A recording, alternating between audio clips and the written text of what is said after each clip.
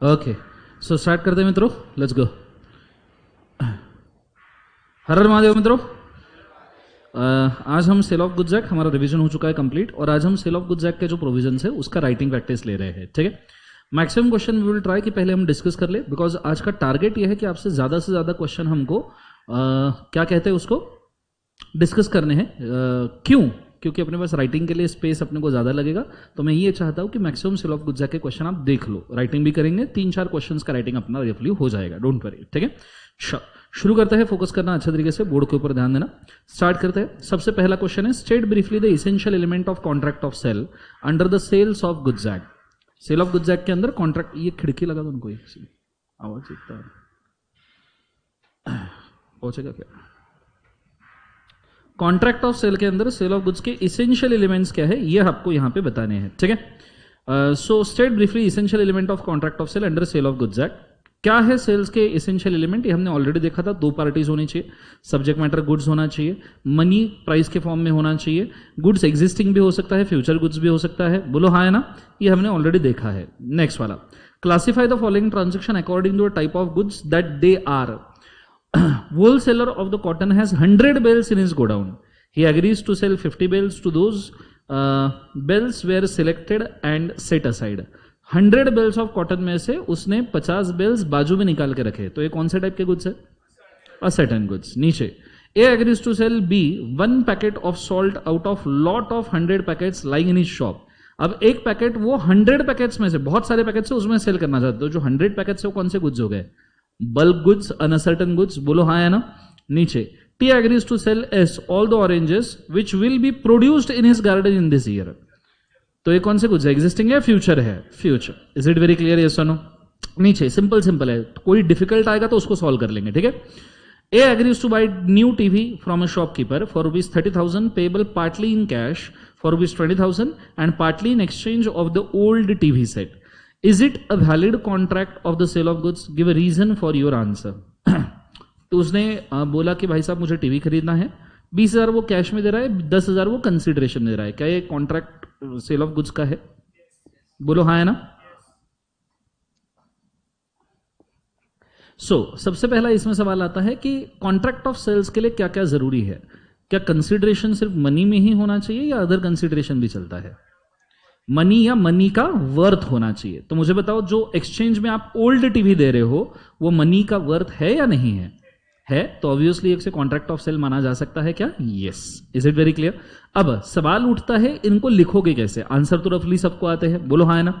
तो सबसे पहले प्रोविजन के अंदर आपने मेंशन करना पड़ेगा कि what exactly the contract of sale is, point number 1 में। फिर दूसरा आपने मेंशन करना पड़ेगा कि कॉन्ट्रैक्ट ऑफ सेल में कंसिडरेशन मनी में के फॉर्म में भी हो सकता है, मनी के वर्थ के फॉर्म में भी हो सकता है। फिर तीसरे पॉइंट में मनी और मनी वर्थ मिलकर कंबाइन कंसिडरेशन भी अगर आप पे करो तो भी वो कॉन्ट्रैक्ट ऑफ सेल माना जाएगा। तो ये 3 पॉइंट आएंगे। Is it very clear? फिर एक्सप्लेनेशन में आपने केस डिस्कस करना है कि भाई साहब यहाँ पे कॉन्ट्रैक्ट ऑफ सेल के अंदर सामने वाले पार्टी को क्या दिया जा रहा है, बोले एक बार उसे टीवी जो क्या है मनीज वर्थ, और साथ में 20,000 क्या दिया जा रहा है? कैश। तो it can be considered as a contract of sale. Answer में कंक्लूड करो, उन्होंने पूछा है कि क्या ये कॉन्ट्रैक्ट ऑफ सेल है, तो आंसर देना है क्या, बोले एक बार उसे यस। ठीक है, सिंपल क्वेश्चन है, आगे बढ़ते हैं। A agrees to sell B 100 bags of sugar arriving on a ship from Australia to India within next 2 months। अगले 2 महीने में एक शिप ऑस्ट्रेलिया से इंडिया आने वाली है, उसके ऊपर unknown to the parties the ship already sunk. Does B have a right against A under sale of goods act? कोई राइट है क्या? नहीं, because the subject matter of contract is destroyed, तो कॉन्ट्रैक्ट बिकम्स क्या, बड़ी बाजू से void. ये तो सब्जेक्ट मैटर किसी को नहीं पता था ना, both the parties are at the mistake. Is it very clear? Yes और नो? हालांकि सेल ऑफ गुड्स एक्ट से ज्यादा तो मेरे को कॉन्ट्रैक्ट का सवाल लग रहा है। Okay, X contracted to sell his car to Y, they did not discuss the price of the car at all. उन्होंने कार का प्राइस बिल्कुल भी डिस्कस नहीं किया। X later refuse to sell his car to Y on a ground that agreement was केवल एक बाजू से void. Being uncertain about the price, can Y demand a car under sale of goods act? X ने contract किया कि वो sell करेगा क्या, car to Y. They did not discuss the price at all. X later refused to sell car Y on a ground that agreement was void, being uncertain about the price. तो Y demand a car under sale of goods act. मुझे बताओ, Y car demand कर सकता है क्या? Price decided नहीं है, फिर भी कैसे? मार्केट कंडीशंस के हिसाब से, रीजनेबल प्राइस के हिसाब से डिमांड कर सकता है। Is it very clear? बोलो हाँ है ना। So Y can legally demand the car from X and X can recover the reasonable price from, कैसे बोले एक बार, वाई। नीचे डिलीवरी और उसके फॉर्म उन्होंने पूछे, 3 टाइप की डिलीवरी होती है, कौन कौन सी, एक्चुअल, कंस्ट्रक्टिव, सिंबॉलिक, ठीक है। नेक्स्ट वन, अगला, what is destruction of the goods, अगर subject matter of the goods destroy हो गया तो ऐसे सिचुएशन में कॉन्ट्रैक्ट वैलिड है या वॉइड है, बोलो क्या है, वॉइड। क्लियर है कंसेप्ट, तो ये भी आपको होता है, ये डायरेक्ट क्वेश्चन है सब। सेल हायर परचेस का डिफरेंस पूछा है, again breach of condition and breach of warranty का डायरेक्ट सवाल है। ओके, ये वाला सवाल पढ़ते हैं, केस स्टडी है, रेडी, 1 2 3 बोलो क्या है। Ram consult Shyam a motor car dealer for a car suitable for touring purpose to promote the sale out of his car, out of his product. Sham suggests a Maruti and Ram accordingly buys from the Sham. The car turns out to be unfit for touring purpose. What remedy is available? ये सवाल solve करने लायक है। पहला बात तो सवाल किस चीज पे है, क्वेश्चन नहीं है आपके इसमें, चलो ठीक है, बोर्ड के ऊपर है उसके है ना, ऐसा कैसे नहीं है, बोर्ड के ऊपर है उसके ऊपर ध्यान दो। राम ने शाम से कार परचेस की और बोला कि मेरे को टूरिंग पर्पज के लिए कार चाहिए। शाम ने बोला कि ये कार ले ले, ठीक है, और शाम ने कार बेच दी, बाद में पता चला टूरिंग के लिए वो कार अनफिट है। कौन सा वाला कंसेप्ट के ऊपर सवाल है,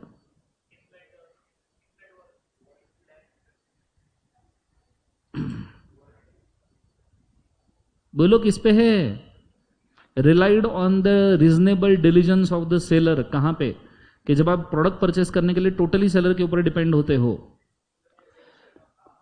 एक्सेप्शन टू कैविएट एम्प्टोर, याद है, एक्सेप्ट कैविएट एम्प्टोर में आपको गुड्स टेस्ट करने के लिए मिलते हैं, बोलो हाँ या ना।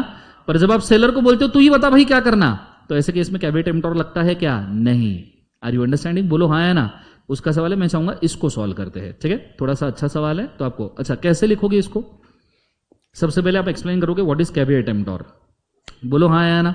दूसरे केस में आप बोलोगे कैविएट एम्प्टोर के लिए बायर खुद लायबल है, बोलो हाँ ना। पहले लिखोगे let the buyer be aware, उसने गुड्स का इंस्पेक्शन करना है, दूसरे पॉइंट में वो लायबल है, तीसरे पॉइंट में उसके एक्सेप्शन, ठीक है। पहले पॉइंट में कैविएट एम्प्टोर, दूसरे पॉइंट में बायर खुद लायबल है, तीसरे पॉइंट में कैविएट एम्प्टोर के एक्सेप्शन कौन कौन से, उसमें से एक ही डिस्कस करना है।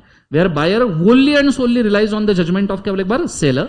इन सच ए सिचुएशन चौथे पॉइंट में सेलर इज लायबल। ये 4 पॉइंट लिखना, फिर केस डिस्कस करो स्क्रैबलिंग करके कि in the given case X relied on the judgement of, क्या Ram relied on the judgement of क्या है, Shyam, for purchase of car. Point 2, Shyam suggested him a car which is not suitable for touring purpose. Point number 3, here Sham will be liable for the car and caveat emptor is not applicable. Point number 4, X can recover the damages from, क्या बोले एक बार उसे, why sorry, Ram can recover damages from, किससे बोले एक बार, श्याम। नीचे answer में conclude करो। इज इट वेरी क्लियर, चलो शुरू हो जाओ फास्ट।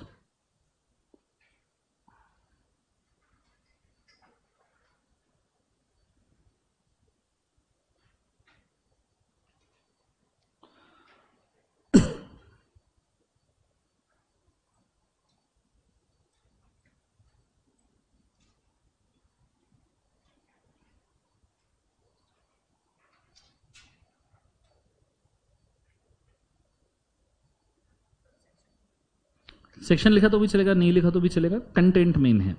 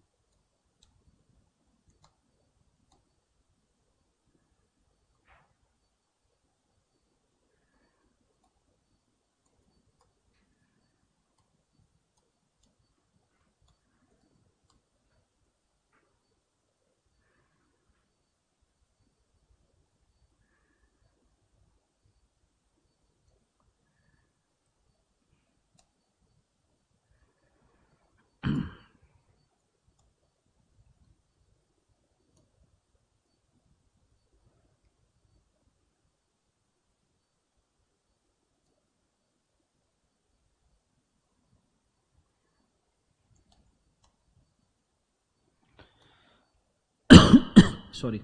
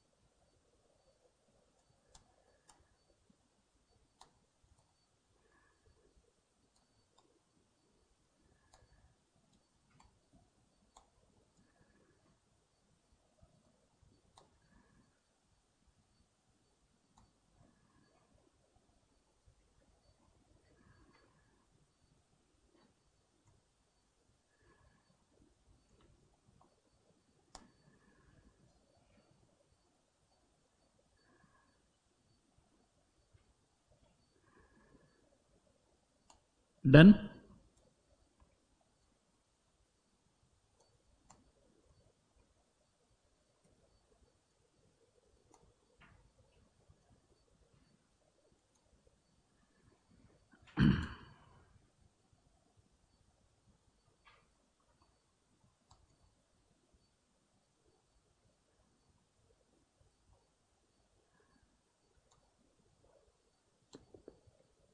वरच्या ऑफिसला चालेल।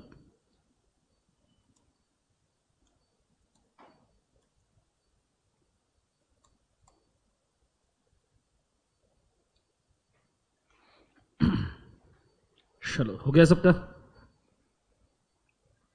लिखा सबने? हाँ है ना? टाइमर लगाना चाहिए था मैंने, हे भगवान भूल गया मैं। हो गया? ओके बोलो सर नो, लास्ट मिनट, चलो finish it of.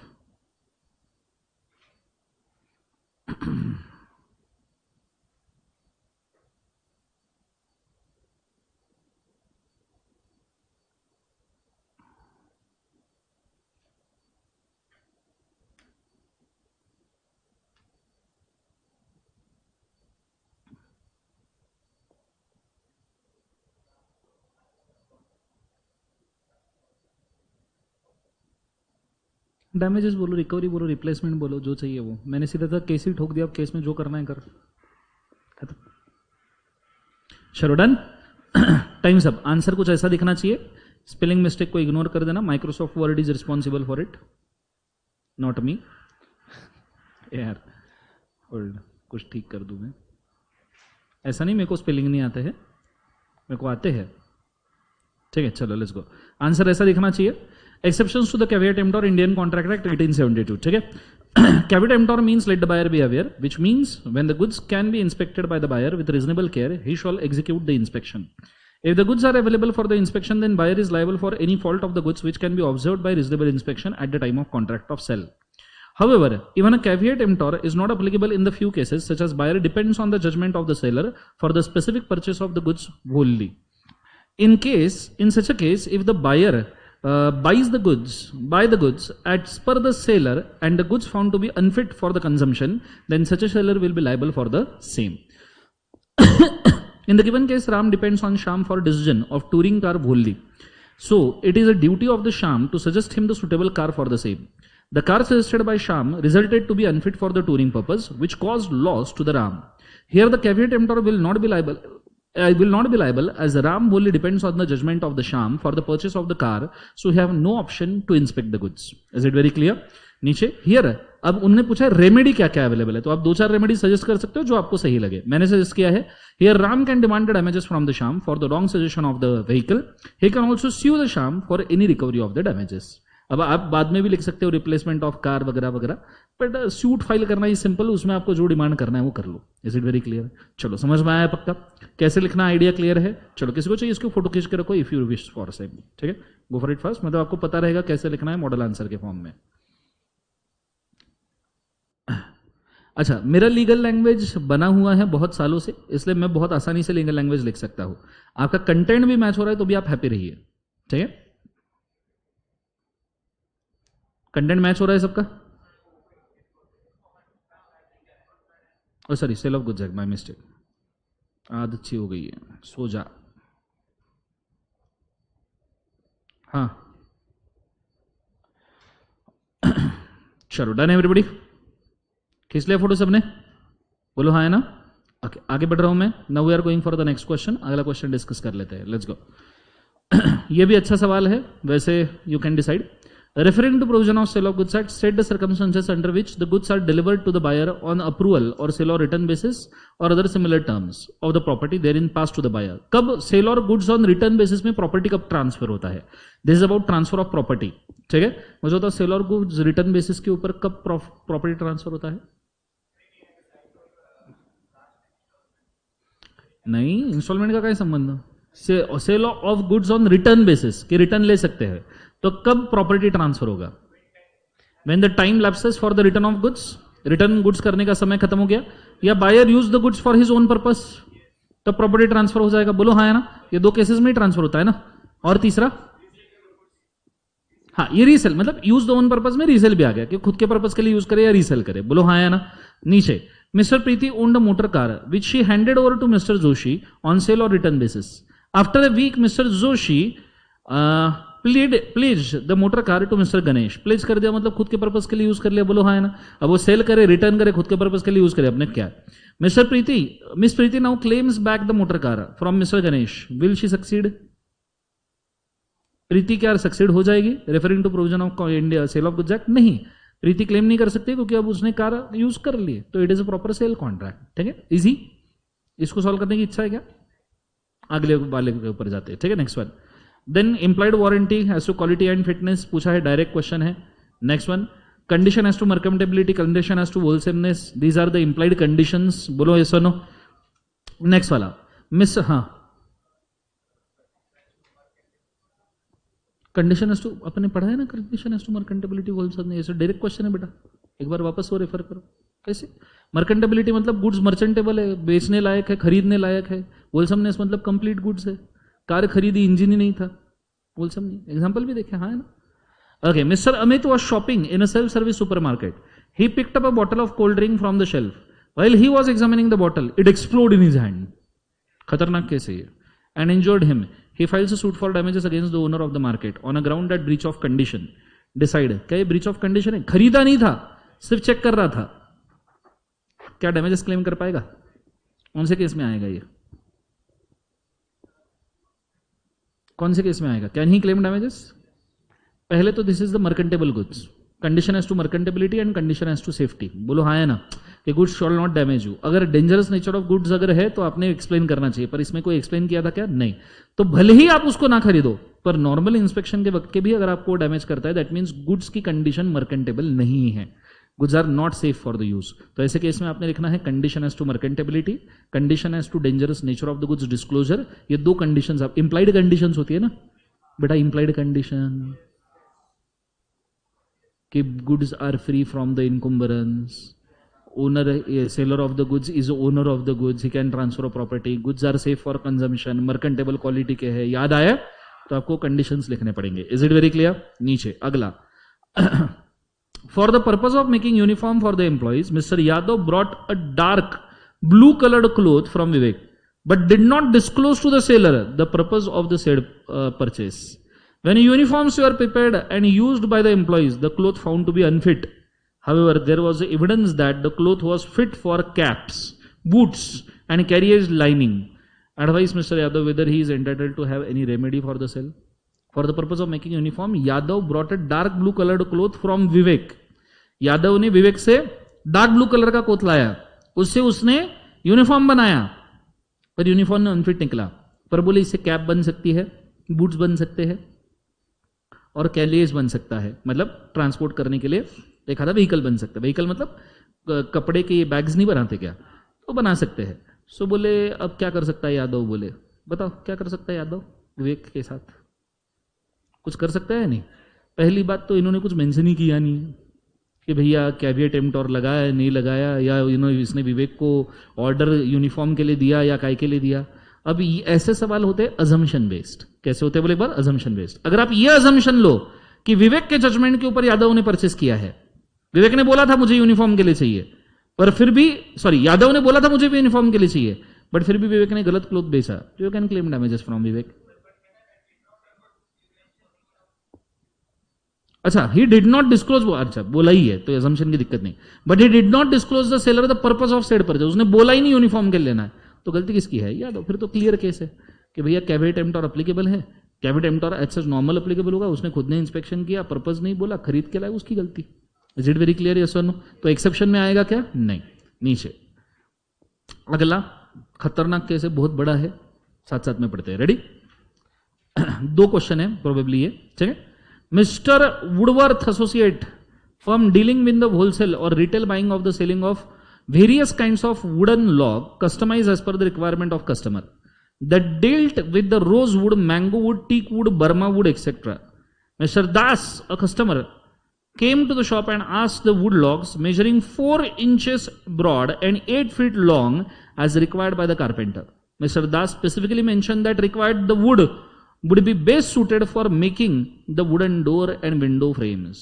The shop owner agreed to arrange the wooden piece cut as per the buyer requirement. ठीक है. अब प्रॉपर उतना ही वुड उसने 8 फीट लॉन्ग 4 इंच ब्रॉड वाला उसने काट के दे दिया, पर उसने बोला था मेरे को विंडो और डोर फ्रेम के लिए चाहिए. बहुत ज्यादा स्पेसिफिकेशन हो गया. ये क्या समझते क्या, ये बच्चे का कारपेंटर है क्या. नहीं तो कितना कौन रोज वुड वगैरह. The carpenter visited Das house next day and he found that the seller was supplied a mango tree wood which would be most unsuitable for the purpose. ठीक है. बोले मैंगो ट्री का वुड उसने भेज दिया, बोले तो बोले बात नहीं बनी, बोले वो डोर फ्रेम वगैरह वो सब लोगों के दरवाजे खुल जा रहे थे आगे. मेरा कहने का मतलब, the carpenter asked mister Das होगा ये, Das to return the wood logs as it would not meet his requirement. The shop owner refused to return the wood logs on a plea that logs were cut in a specific requirement as per Das, hence could not be resold. अब वो seller ने क्या बोला, मैंने तेरे हिसाब से would काटा है, बोले अब मैं किसी और को बेच नहीं सकता, तेरे को रखना ही पड़ेगा. Explain the duty of buyer as well as seller according to the caveat emptor, whether Mr. Das would be able to get a money back of the right kind of wood as per required servings in this purpose. बताइए क्या पैसा वापस मांग सकता है. जोर से बोले वैसा नो, पूरा वापस मिल जाएगा क्या पैसा. यस मिल जाएगा, क्योंकि इसने रिक्वायरमेंट बोला था. एक कैविएट एम्प्टोर का एक्सेप्शन है, वही exception relies on the judgement of क्या बोले बाजू से सेलर. ठीक है. आगे ये चीज होने के बाद next, nemo dat quod non habet, मतलब no one can transfer a better title than he himself have. याद है इसका एक्सेप्शन भी हमने देखे थे कि sale by a person who is non owner. याद है कौन कौन सेल कर सकता है, एजेंट याद आया, को ओनर्स, ट्रस्टीज, जॉइंट ओनर्स वगैरह. हाँ है ना. चलो ये देखो उन्होंने नीचे लिखा भी है, mercantile agent, non owner, position under voidable contract. इसका चार्ट दिया था मैंने आपको, बोलो हाँ है ना. Next, A who is an agent of the buyer had obtain a goods from the railway authorities and loaded the goods in his truck. In the mean time railway authorities received a notice from B the seller for stopping the good in transit. As a result as a buyer has become insolvent. मुझे बताओ stoppage in transit कौन से case में work करता है, only when the buyer gets insolvent. बाकी cases में stoppage in transit work करता है क्या, नहीं. तो बायर इंसॉल्वेंट हो गया क्या यहाँ पे, yes. Referring to provisions of sale of goods act decide whether the railway authorities can stop the goods in transit as instructed by seller. काम का सवाल हो सकता है, इसको सॉल्व करेंगे अपन. ठीक है. सो समय शुरू करते हैं अभी अपन 7 minutes. Okay, are you guys ready.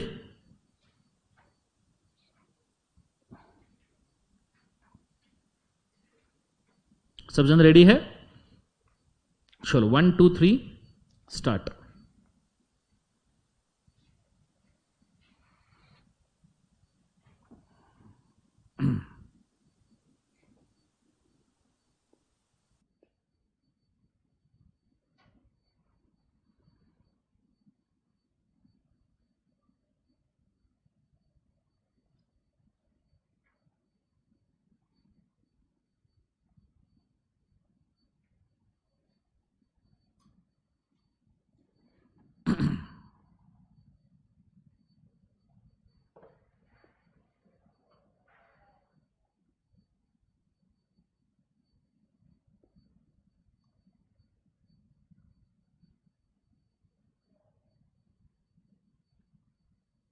किधर का क्वेश्चन?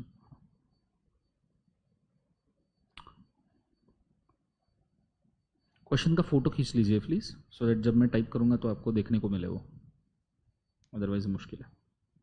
क्वेश्चन का स्क्रीनशॉट ले लीजिए, क्योंकि I will shuffle the files typing के लिए, तो आपको तकलीफ हो जाएगी।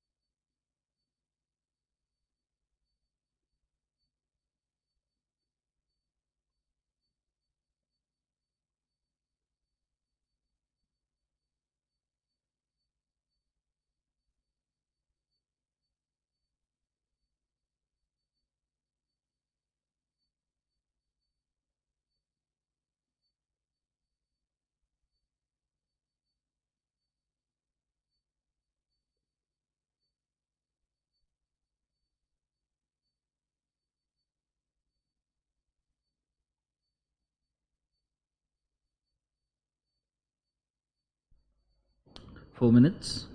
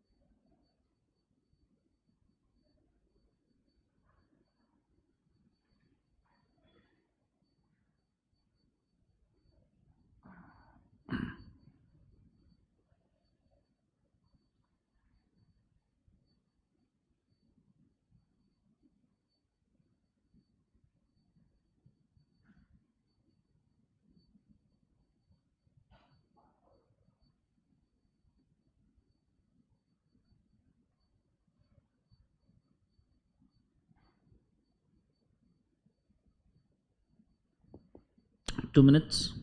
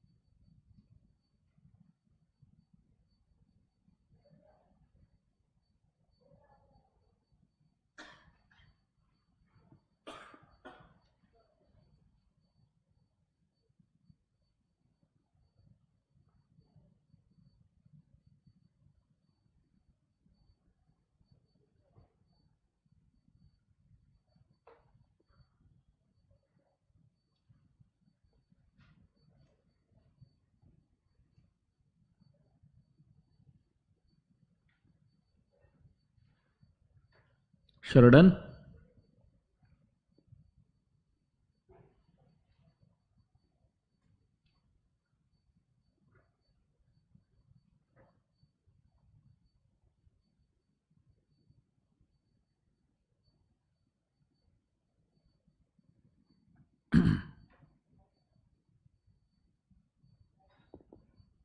Thirty seconds.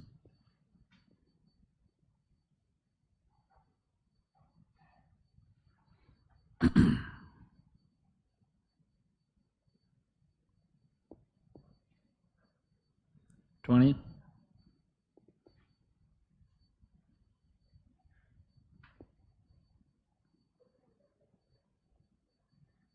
10.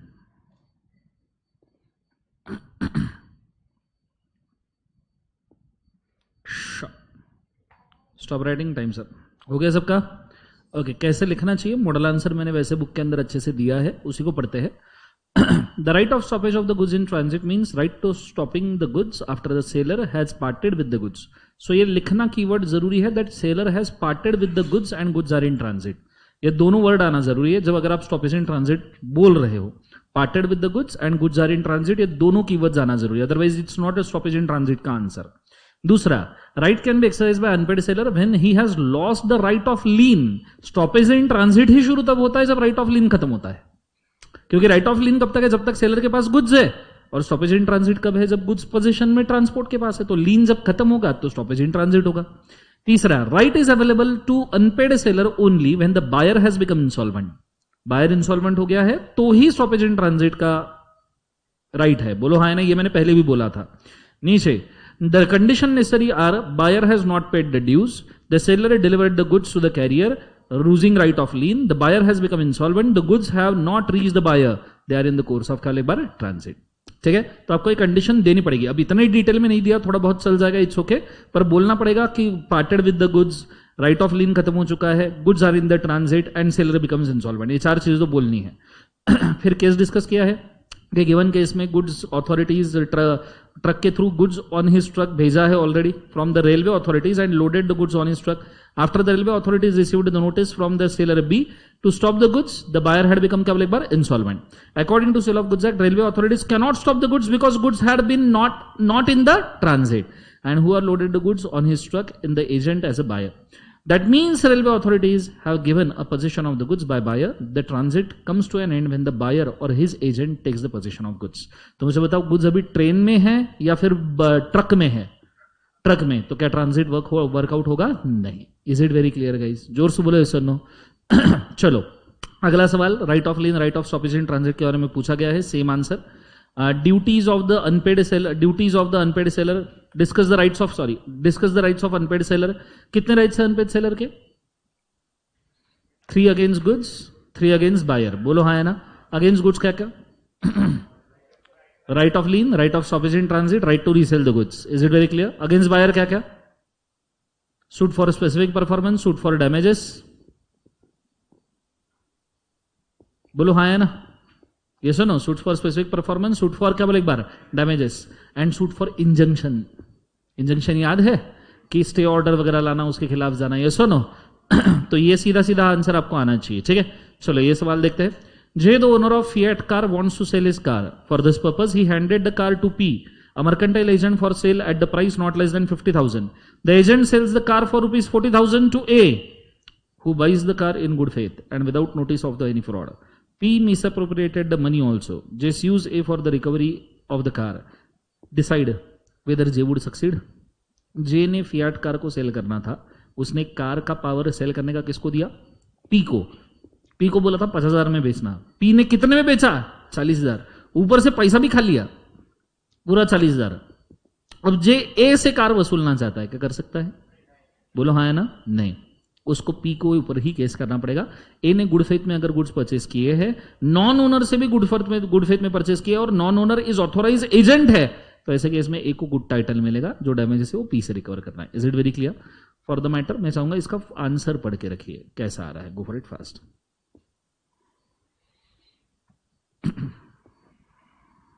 Cannot recover the car from ए.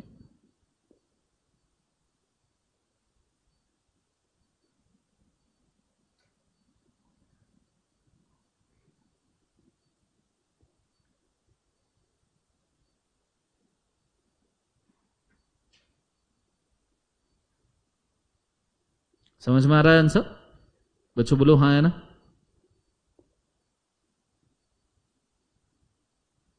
पढ़ा सबने? आगे बढ़ू मैं पक्का? चलो नेक्स्ट अच्छा वाला केस है, ध्यान दीजिएगा बोर्ड के ऊपर.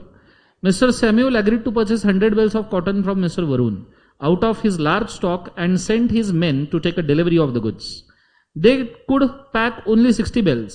Later on there was an accident by fire. The entire stock was destroyed including 60 bales that were already packed. Referring to provision of Sale of Goods Act, explain as to who will bear the loss. देखो Samuel agreed to purchase 100 bale of cotton from Varun. Agreement हो गया. Out of his large stock, his men to take a delivery. They could pack only 60 bale. 60 bale pack करके ready थे. ठीक है. Later there was a fire incident और 60 bell मिला के सब कुछ जल गया. अब मुझे एक बात बताओ, कौन लायबल है? 100 बेल्स परचेस करने थे, 60 रेडी है, तो क्या 60 के लिए सैम्यूल लायबल होगा कि सैम्यूल लायबल नहीं होगा?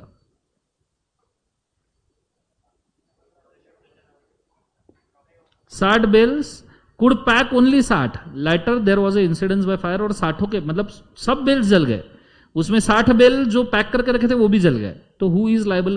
क्वेश्चन ये नहीं है सबके लिए कौन लायबल है, सबके लिए तो सैलरी लायबल है. बात है ये 60 बेल्स की, ये 60 के लिए कौन लायबल है? बायर या सेलर? बायर या सेलर? अब इस केस में अजम्पशन बेस्ड आंसर आएगा. गुड्स पैक करने के बाद भी एक चीज करनी होती है, डिलीवरी के लिए कम्युनिकेशन टू बायर करना जरूरी है. अब अगर हम यहां ये अज्यूम करें कि वरुण ने कम्युनिकेशन पैकिंग करके किया था, तो लाइबर कौन होगा? सैम्यूल. और अगर हम ये अज्यूम करें कि पैक करके रखे पर कम्युनिकेट ही नहीं किया, तो डिलीवरेबल स्टेट पता ही नहीं चलेगा, तो लाइबल कौन रहेगा? Varun. Is it very clear guys? जोर से बोले ऐसा नो, ऐसा आंसर आपका आना चाहिए. अब इन्होंने क्या अज्यूम किया उसके ऊपर डिपेंड है, तो नीचे आंसर पढ़िएगा इसका.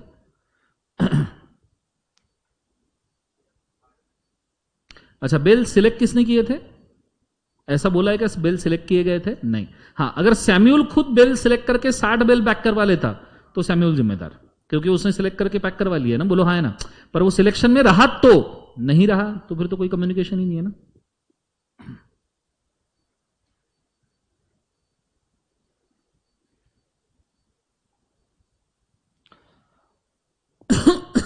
अब इन्होंने देखो वही बोला है कि where the bales are not been selected with the consent of buyer's representative, in this case the property of the goods has not been transferred at all and hence for the all 100 bills कौन liable है बोले बाजू से? वरुण.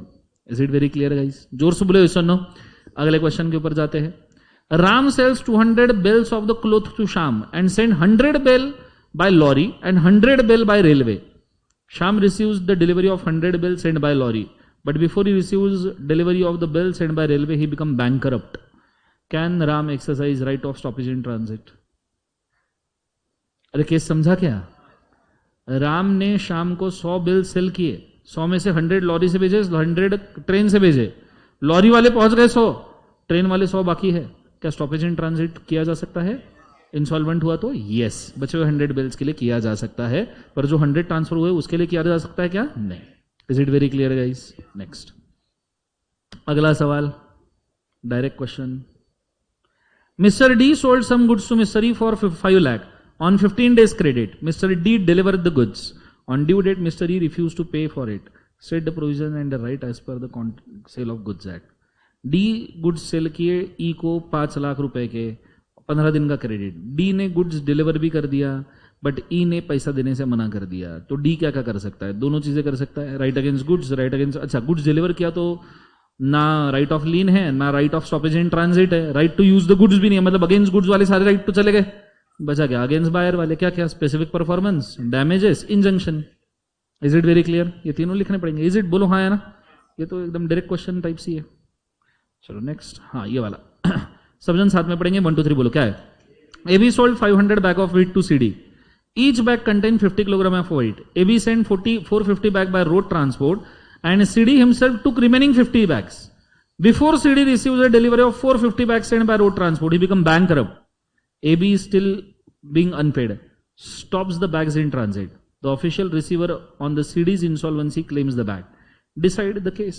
क्या claim कर सकता है bag? नहीं. स्टॉपेज इन ट्रांजिट में वर्क कर रहा है, इंसॉल्वेंट हो गया, सब कंडीशन फुलफिल्ड है. Next one. A agrees to sell certain goods to be on certain date on 10 days credit. The period of 10 days expired and the goods were still in possession of A. B has also not paid the price of the goods. B become insolvent. A refused to deliver the goods to exercise right of lien. क्या वो exercise of right of lien कर सकता है? हाँ. Insolvent हो या ना हो, right of lien तो भैया कभी भी कर सकता है अगर पैसा नहीं मिला तो. Is it very clear? Next is direct question. Direct question कर लोगे ना, सब लिखवा के ही दिया है वैसे तुम्हें. नेक्स्ट वन, अगला 1 2 3 बोलो क्या है? ABC were joint owner of the truck and the possession of the said truck was with B. X purchased the truck from B without knowledge of A and C. They are also the owners of truck. Decide in the light of the provision whether the sale between B and X is valid or not. Sale by joint owner valid होता है नहीं होता है? Yes. Joint owner में से कोई भी sale करे जो सेल वैलिड है. अदर जॉइंट ओनर के अप्रूवल की जरूरत है क्या? नहीं. Is it very clear? As good as the question. Again next. X agreed to purchase 300 tons of wheat from Y of larger stock. X sent his men with the sacks and 150 ton of wheat were put into sacks. Then there was a sudden fire and entire stock was gutted. कितना loss bear करेगा? पढ़ो एक बार question.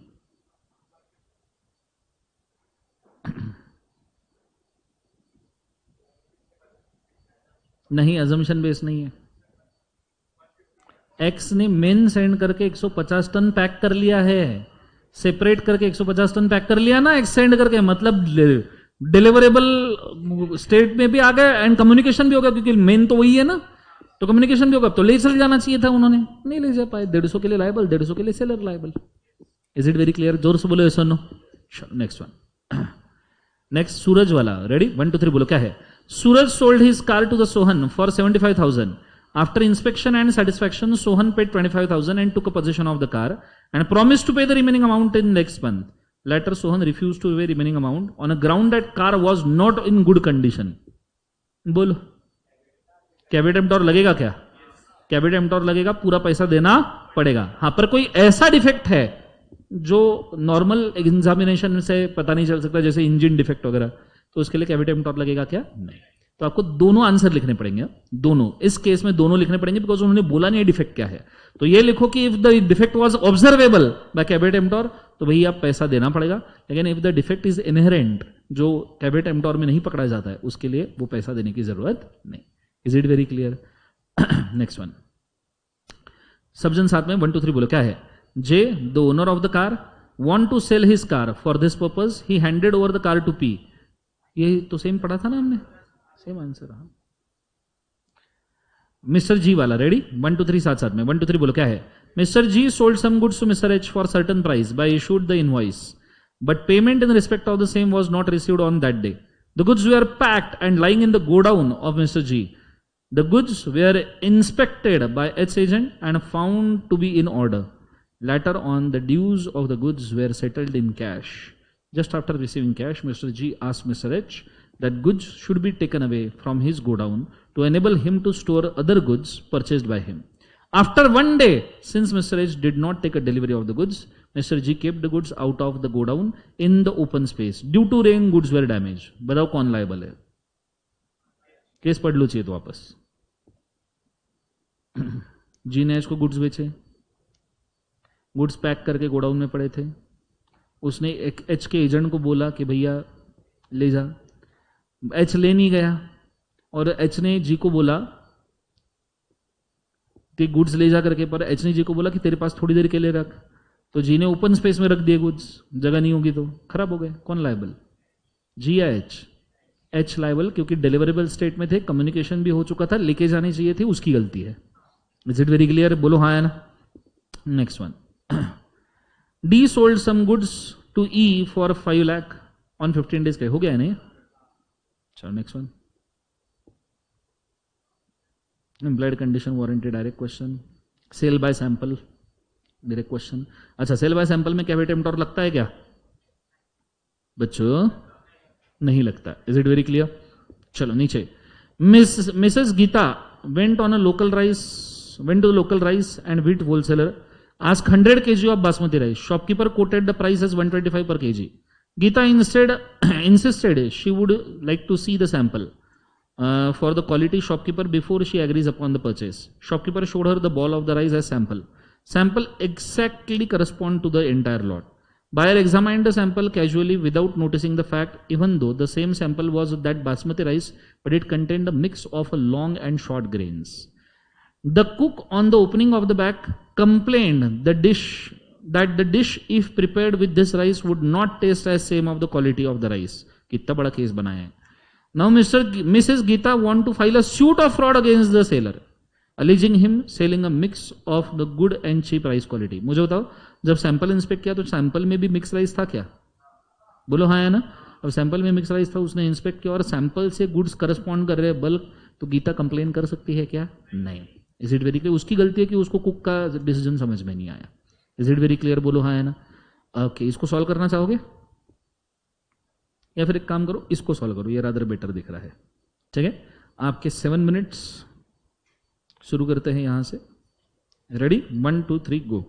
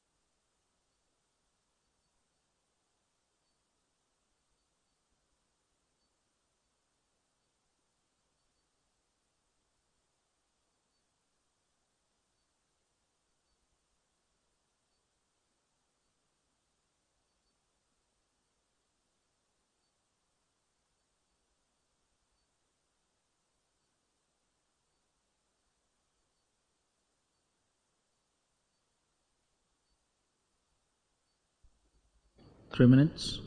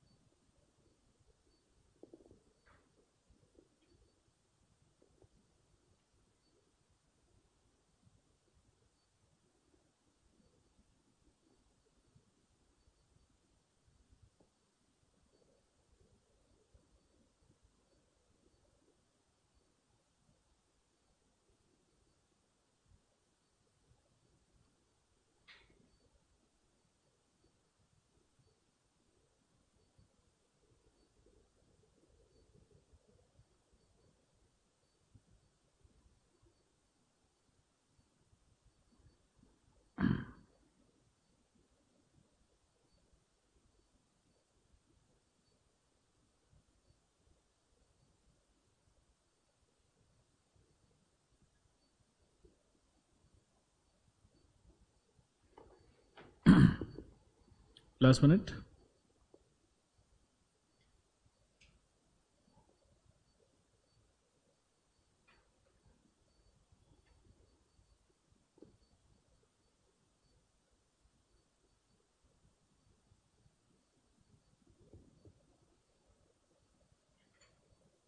Sheridan.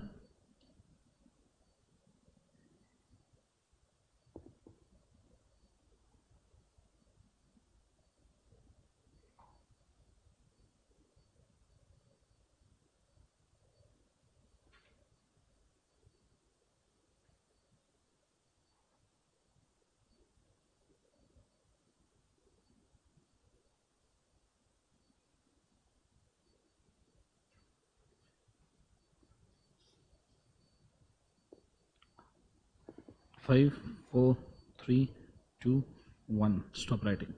Okay, case समझ में आया? लिखते जमा. Okay, जैसे लिखते वक्त आपने ध्यान देना है, सबसे पहले आपने मेंशन करना है कि भाई साहब बल्क क्वांटिटी से नॉर्मल क्वांटिटी अगर आपने सेग्रीगेट कर ली तो ऐसे सिचुएशन में सी सिंपल पहले आप मेंशन करो कैविएट एम्प्टोर क्या है. ठीक है, क्योंकि sale by sample caveat emptor का एक्सेप्शन है.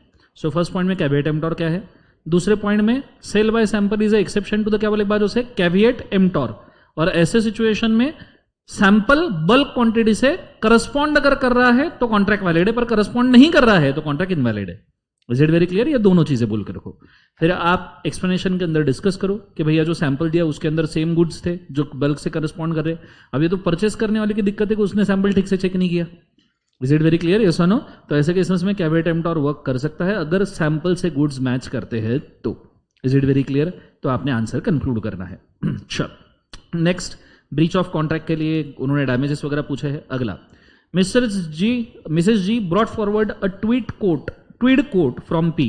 When she used the coat, she got rashes on her skin and her skin was abnormally sensitive. But she did not make this fact known to the seller, that is Miss B. Mrs. G filed a case against the seller to recover damages. Can she recover the damages?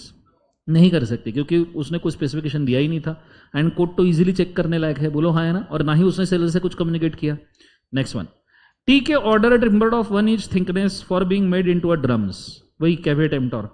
The seller agreed to supply the required 1 inch. However, the timber supplied by seller varies thickness from 1 inch to 1.4 inch. Relied on the judgment of the seller. Caveat emptor is applicable नहीं होगा. ठीक है, इस case में कौन liable रहेगा? Seller. नीचे certain goods were sold. आप देख सकते हो कितने क्वेश्चन है कैविएट एम्प्टोर पे. एक तो कैविएट एम्प्टोर, नहीं तो एक्सेप्शन. कैविएट एम्प्टोर दूसरा है ही नहीं पूछने लायक. कंडीशन वारंटी भी कम पूछा है. ठीक है.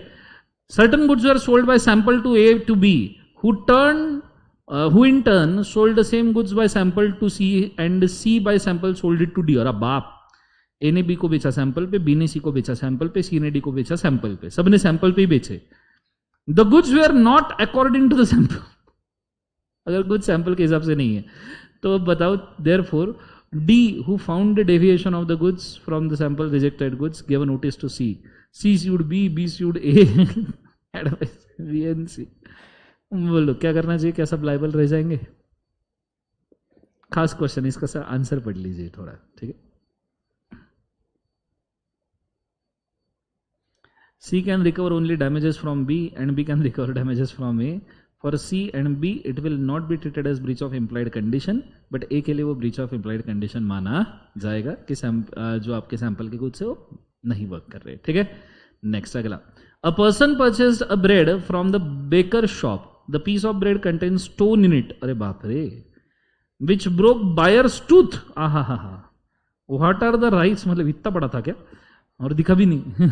What are the rights available to the buyer against the seller?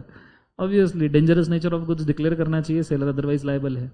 R owns a two-wheeler which she handed over to her friend K on sale or return basis. After a week, K neither returned the vehicle nor made a payment. Instead she pledge a vehicle. Pledge हो गया मतलब भाई साहब क्या आपने goods accept कर लिया? Yes. तो क्या आपको पेमेंट करना पड़ेगा? हाँ. ठीक है. Mister T was a retail trader of the fans of various kind. Mister M came to his shop and ask for an exhaust fan for kitchen. T showed him different brands. Mister M approved the particular brand and paid for it. Under a brand name purchase किया है. Under a brand name purchase किया तो caveat emptor लगता है क्या? नहीं. Exception. The fan delivered to Mr. M's house. Later, opening the packet, found it was a table fan. अच्छा, exhaust fan की जगह टेबल फैन आया. सेम ब्रांड का आया पर एग्जॉस्ट की जगह टेबल. कैविएट एम्प्टोर लगेगा क्या? नहीं लगेगा. यहां सेलर लायबल होगा. एक खुद भी.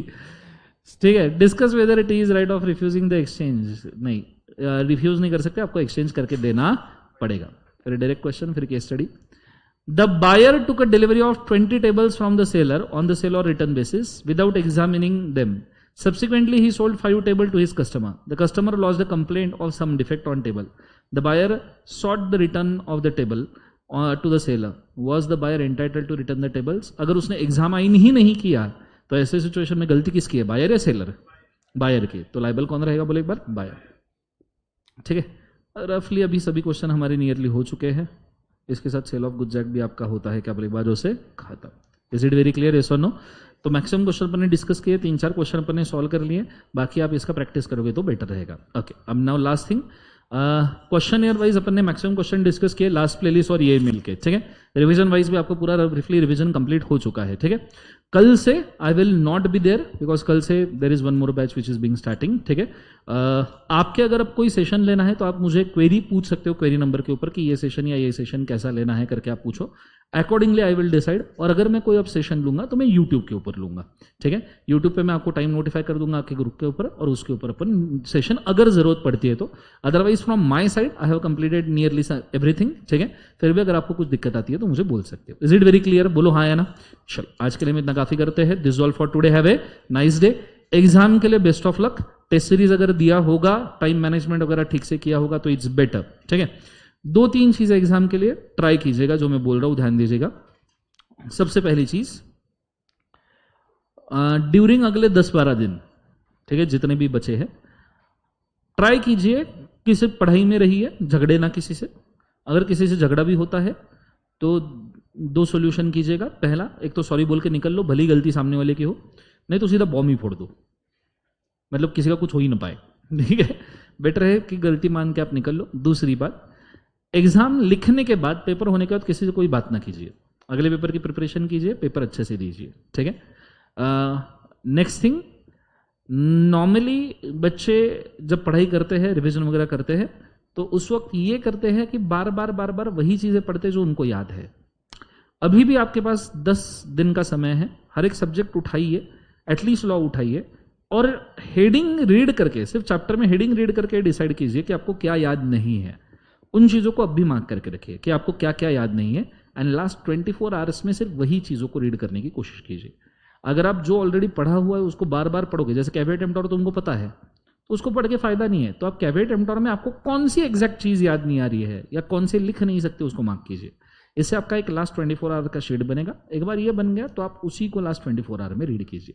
Is it very clear guys? बोलो हाँ है ना। अगले 1-2 दिन के अंदर आई विल ट्राई कि मैं जैसे कंपनीज एक्ट के इंपॉर्टेंट एरियाज आपको बता दिए, वैसे एक पीडीएफ लॉन्च करूंगा या वर्ड फाइल लॉन्च करूंगा जिसके अंदर मैं इंपॉर्टेंट टॉपिक्स मेंशन करके रखूंगा जो आपने पढ़नी चाहिए एग्जाम के 24 घंटे के अंदर। तो उसकी तरफ ध्यान दीजिएगा, वो पढ़िएगा, तो हो सकता है उसमें से कुछ सवाल आपको आ जाए। ठीक है, चलो इसके लिए आज के लिए हम इतना काफी करते हैं। This is all for today. Have a nice day. Thank you बोलो, दौर से बोलो। चलो, good day, god bless you. ओम नमः शिवाय।